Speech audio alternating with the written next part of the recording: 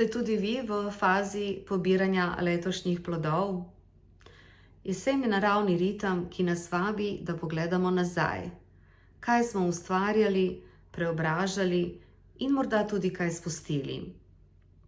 Mnogi mislijo, da je jesen samo obdobje za zunanje pobiranje plodov.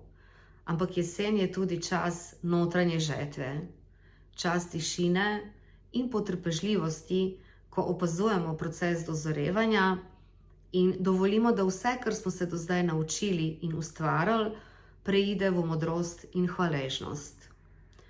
Vendar včasih zaradi zunanjih pritiskov in tudi lastnih pričakovanj preveč hitimo in želimo požeti tudi tisto, kar še ni dozorelo.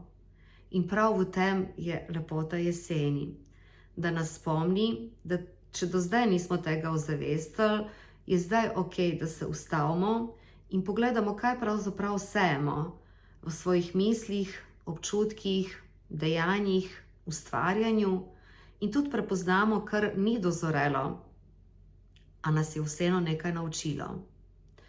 Vendar niso samo letni časi tisti, ki nas učijo modrosti življenja. Tudi dan ima svoj ciklus. Tako je jutro pomlad, dan poletje, večer jesen in noč zima.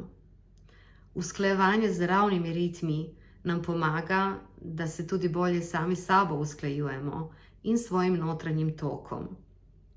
Pomaga nam, da razumemo, kdaj je čas za sejanje, za rast, dozorevanje in pobiranje plodov.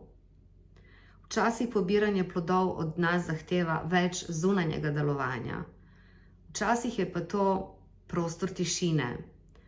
Vendar to ne pomeni pasivnost ali izgubo motivacije. To pomeni zavestno izbiro, da sprejmemo, kar smo do zdaj ustvarili, se zahvalimo sebi in procesu, ter se notranje uskladimo s ciklusom, ki se šele pripravlja. Torej, kaj lahko danes z ljubeznijo prepoznam, da je plod mojega ustvarjalnega dela in kako to občutim kot darilo tega ciklusa.